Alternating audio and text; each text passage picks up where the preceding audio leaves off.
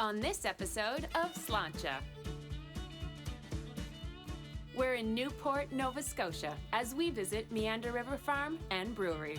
We'll learn all about this family-run brewery, their use of the land and animals of the farm, and how they pay tribute to a family member that helped this all come to be.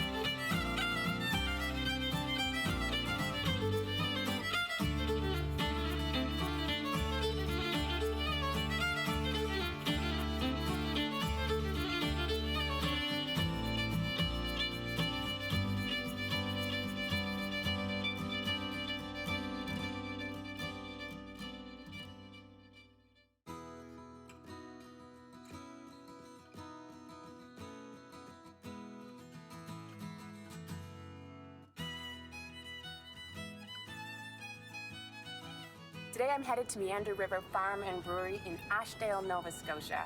Known for their lunchbox pale ale and friendly farm animals, they're a weekend hotspot for awesome beer and family fun. Sounds like this is going to be a great time.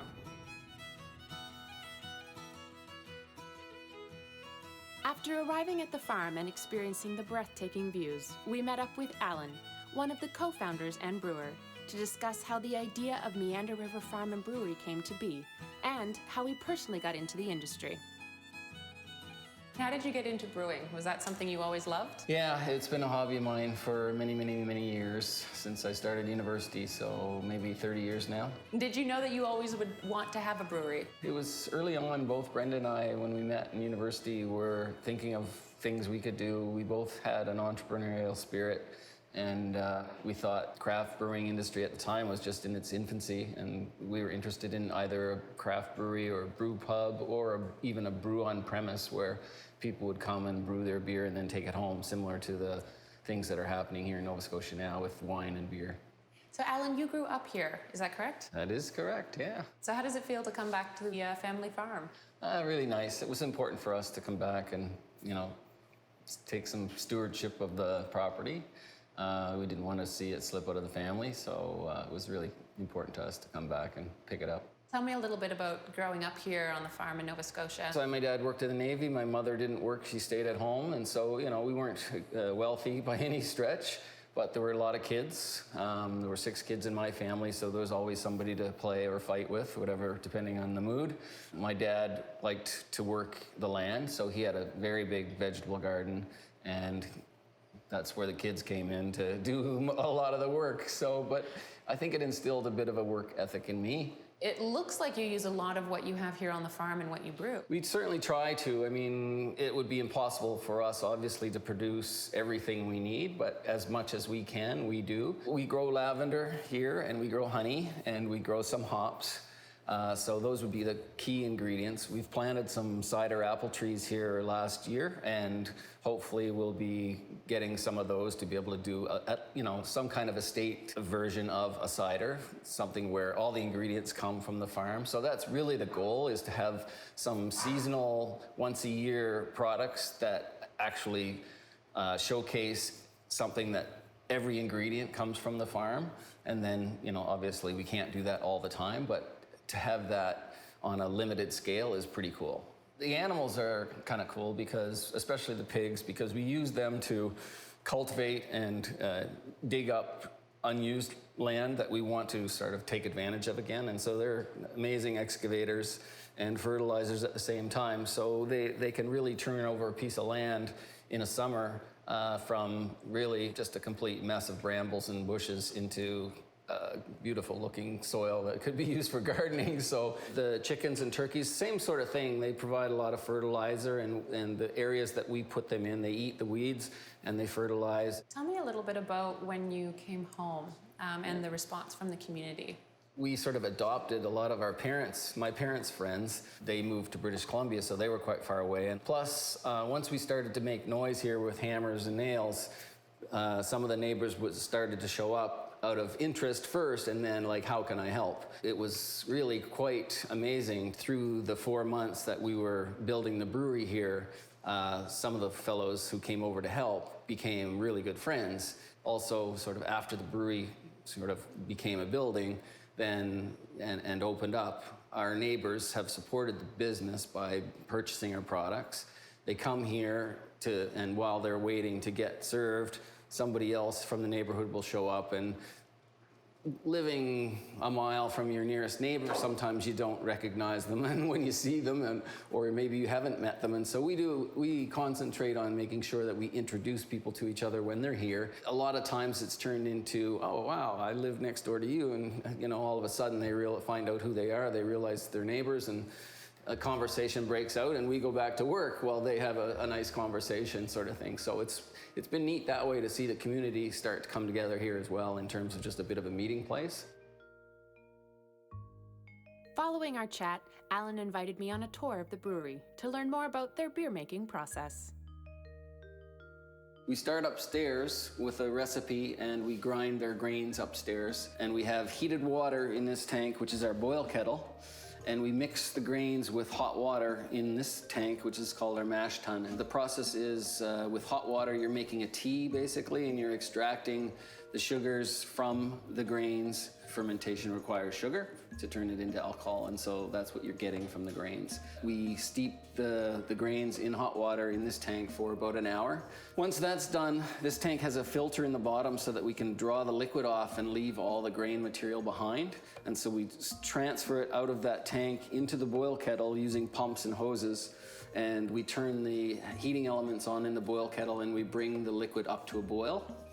And while it's boiling is when you're making your hop additions. Typically you add hops early in the process if you want a bitter flavor, and later in the process if you want aromatics. And then we have to transfer it from the boil kettle again into one of the two fermenters, and we transfer it through a piece of equipment called a heat exchanger. So we transfer it through a heat exchanger, pushing cold water in one direction and hot beer in the other. And so we catch the hot water back in our mash tun, and the beer lands in one of the two fermenters at room temperature, ready for the yeast to be pitched on it so it can start to convert the sugars to alcohol and produce CO2 and all that. Once it's fermented, we monitor our alcohol levels, and when it gets to the point that we want it, the tank is temperature controlled so we can chill it, and that will drop any particulate matter, yeast cells, and everything to the bottom of the tank so that the liquid starts to become clear. And so we transfer it there into another tank in the cold room, and then we carbonate the beer in the cold room in those tanks, and then from there we keg everything.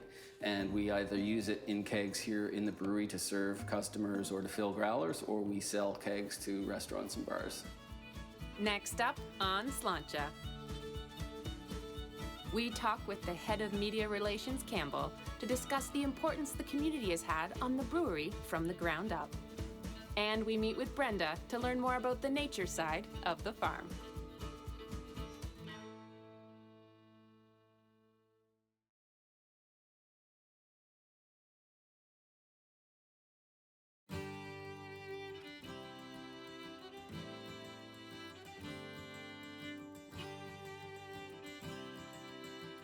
As we continue our day at Meander River Farm and Brewery, we meet up with Campbell, the head of media relations and daughter of co-owners Alan and Brenda, to find out more about her job on the family property.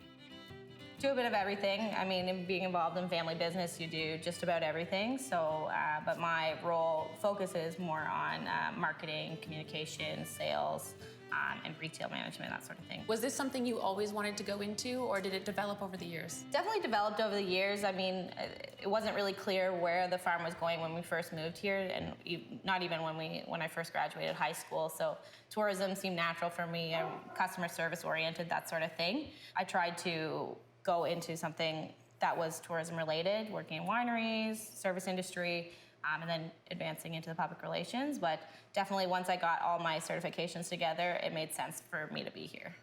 Having all the education behind you, it made sense once I started doing the PR and finishing all my projects ended up being about the farm. And once I realized that, okay, it's all coming together, I wanted to do a little bit of experience on my own, see what else was out there, It's one thing to be working for the farm and to be working full-time for family and towards a goal that, you know, basically will be your inheritance or your life is much more rewarding. I would like to see it continue in the family, and I would like my children to work here and, you know, to work the land or to live here and to experience what I experienced. A lot of people do seem to be kind of coming back to their home roots. I mean, small towns are great. I think for my dad, when he came back, you know, for him to go grocery shopping and to see people he went to high school with, and now when I go to the grocery store, I see people that I went to high school with. I think that's pretty cool. I think there's something to be said for coming back to a town, even though it was small and you wanted to get out of it quicker than you could even imagine when you graduated high school, but to come back and, you know, appreciate it for what it is and what it's done for you and what it could do for everybody else, and, you know, the potential that town has, I think is pretty special. When people come here, what is the experience that you're hoping they'll have? I'm hoping they experience it the way we experience it. That's, again, I guess that's more of why we started the whole business, was to share this with everybody, because we think this is a little piece of paradise. We think it's pretty special here. The river, you know, the beer, the cider, the farm, the pigs. They seem to be sometimes our biggest draw is the pigs. Once you start driving on the backcountry roads, you take a deep breath and, you know, you're relaxed. Can you talk to me a little bit about the beers that you guys make here? Pale ales, IPAs, stouts, porters, you name it. Basic, like I was saying, it's mostly stuff that we want to drink, and that's what we're making. Sounds like a great plan. Yeah, good business model for us at least. Do you have a favorite? The Lunchbox is probably my favorite. I think it's one of kind of our storytelling beers that we have. It was the first beer we ever made, and it's one of our best sellers. Awesome. Can you tell me about the story behind it? So the Lunchbox is named after the lunchbox that my grandfather owned. So his name was Hugo Hack. So even on the bottle, we say a toast to Hugo Hack. He was a carpenter. So when my parents got together and they bought their first house, it was basically like a dump. So they needed some help renovating it. My dad didn't know much about carpentry and that sort of thing. So Hugo would come. He would help, you know, build this, build that, you know, put up walls, rip things down throughout their whole course. And they had a beautiful home at the end. So yeah, he taught my dad everything he knew. And they moved to 3 or 4 different homes that they renovated, including the farmhouse here on the farm, which is it's stunning. A lot of people walk in and say this should be part of a magazine. So he learned a lot from Hugo. So when we built this brewery, my dad built it from the ground up with the help of a few neighbors that came across when the hammer started swinging, of course. Yeah, my grandfather wasn't here when we opened, so it was just fitting that the first brew be kind of dedicated to him, because it wouldn't be possible without him that this brewery kind of went up. Called it the Lunchbox after his lunchbox, and a toast to Hugo Hack. When you walk the property here at Meander River Farm, it's hard not to notice the beautiful lavender fields. To learn more about what is planted on the farm, we now talk with Brenda, one of the co-owners. When my in-laws lived here, they planted huge, huge vegetable gardens. They had 6 children, so their kids were always eating fresh food. And my father-in-law, you know, if you can't eat it, don't plant it. But for me, if it's not beautiful, don't plant it. So I started to revamp the gardens 14 years ago, and so it's all perennials and shrubs. And then when we lived in Australia for a couple of years, I saw some lavender fields there, and I said, that is amazing. So I wanted to do it, started with a test bed here of about 300 plants, and then started to increase. And if you add up all of the different areas where there's a lavender, it might be about 1/4 of an acre of lavender. A large part of our lavender over the past few years has gone to Garrison Brewing. The brewmaster there, Daniel Girard, he makes a honey lavender beer with it, which a pale ale, which is very nice. And so then I do some weddings. So I save some of my longer stem varieties. They go into bouquets for weddings. They're not high oil producers, but I have you see the copper thing up there? That's my essential oil still. So we just still get a little bit of oil, then we get some hydrosol, which goes into our products. We make lavender products like soaps and bath salts and things like that, and hand creams. I'll find a way to make something with it. When you guys first got started and you were building the brewery, can you tell me about how that came about? My dad came and renovated all our houses, and Alan helped, and he learned a lot of things from my dad. So Alan was able to build this, but it was, you know, there were certain things that he couldn't do, so we tried to get a builder to come and do it, and they quoted us some exorbitant price. I can't even, it's just laughable. So we said we'd do it all ourselves. And our neighbors, they all showed up with their tool belts. Our one neighbor across the street, who is unfortunately not with us anymore, but he showed up and he was here for several months. And it was great, you know, they put up gyprock, they put in the cooler, they put the framing up and all of that kind of stuff. And so we like to call it Habitat for Brewmanity. Yeah. And also, and one of our beers, our flagship beer, which is our Lunchbox Pale Ale, that is a toast to Hugo Hack, which is my dad, because he gave us the skills to build the brewery. And we actually have on the shelf there his lunchbox. Oh. So, yeah, and so that's great. It's a good thing for us, too. I love how everything here has a purpose. Everything seems to be cyclical, and you're taking from the earth, but you're giving back as well. It's a very beautiful concept. Any regrets about starting it up? Oh, well, sometimes we think, what did we do? But then there's our daughter now, Campbell. She is working with us full-time now, and so hopefully, and maybe our son will return to the farm as well. And, you know, we're looking at succession and what's the future, because we're no spring chickens anymore. And so hopefully, I think Campbell is interested to stay here and make it, take it further down the road, which is really wonderful for us. Because it's our family property, you know, we just don't want it to go into anybody's hands. Feels like you have a wonderful community here. It's amazing.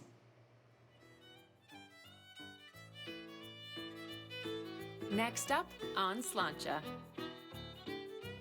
we get to sit down and try the beer of Meander River Farm and Brewery.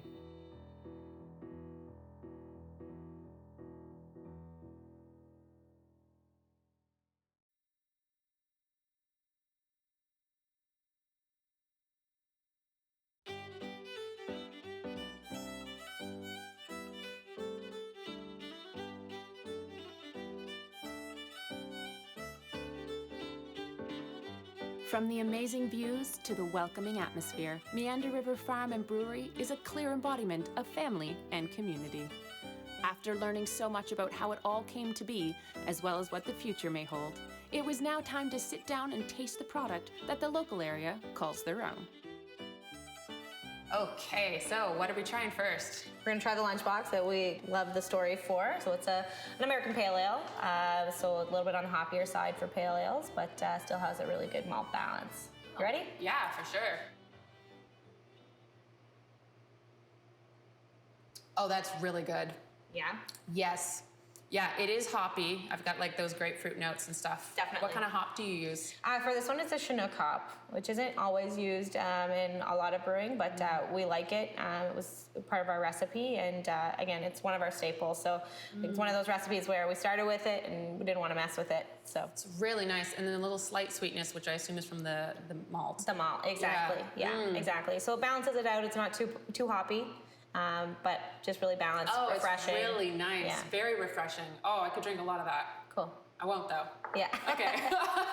We'll do the Ashdale Honey Brown next. Okay. So Ashdale is the community that we're in, and it's a honey brown, but it's all made with honey that we produce here on the farm. That's so cool. Made with our own honey. So Cosmin and Winnan, quite a large honey company in Nova Scotia, keeps the hives for us.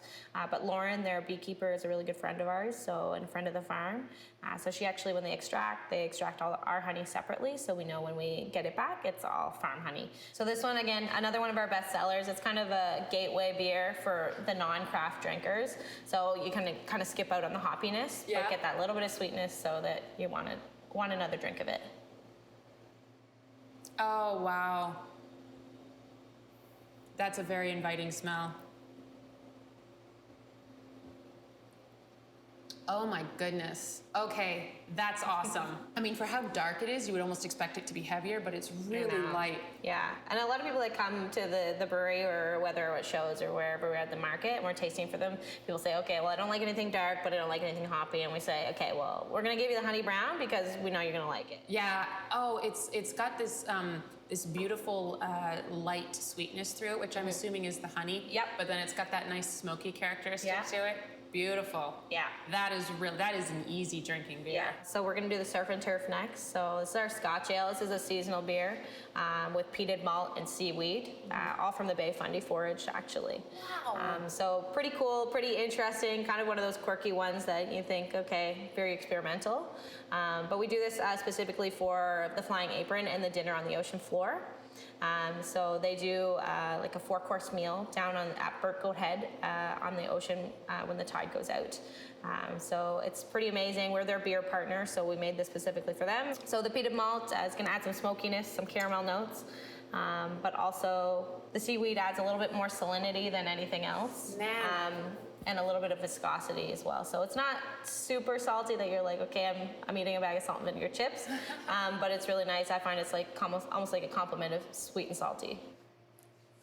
Definitely different, but tasty.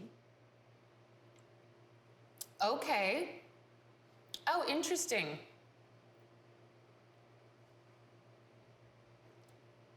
It's really light. I actually expected it to have like kind of more of a punch to it almost, just because of the peated malt. Yeah. Yeah, I totally expected it to be smoky or something, but it's much lighter than I expected. Really, really smooth. Yeah. Very nice. Yeah. A couple of years ago, we won silver at the Atlantic Canadian Brewing Awards for this one in the experimental category.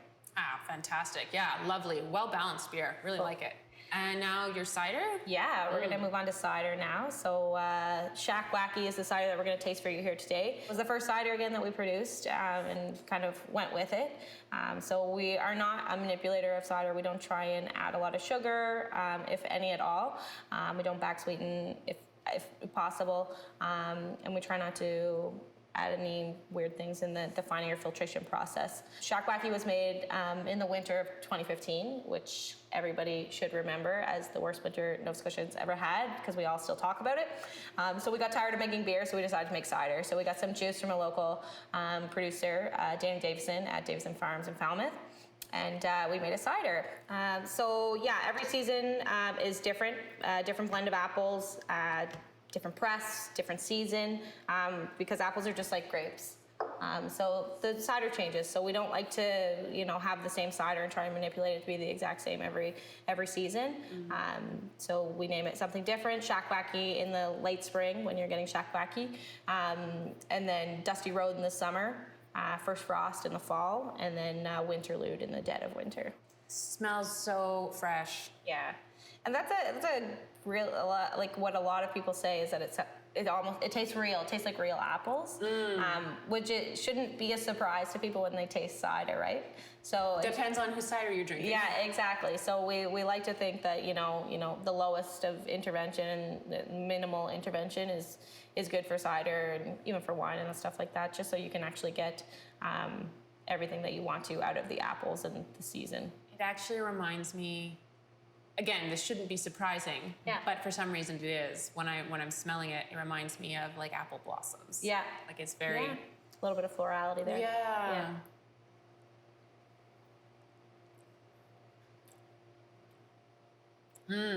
Very crisp. Yeah. That's really nice. I like that. It's almost, it's dry, but there's like at the end, it's almost like, okay, yeah, I've just eaten an apple. Yeah. That kind of a feeling, like juicy, Yeah. little tartness. Really nice. Really like it. Cool. Campbell, thank you so much. This was wonderful.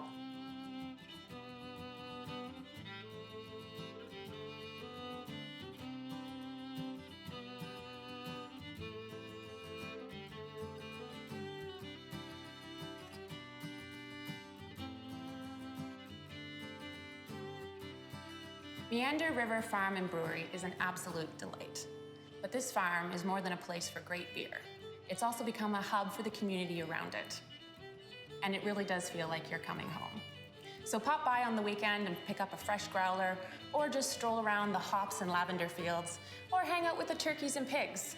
And if you want to try my personal favorite, then kick back with a lunchbox pale ale and raise a glass to the man who inspired it. To Hugo.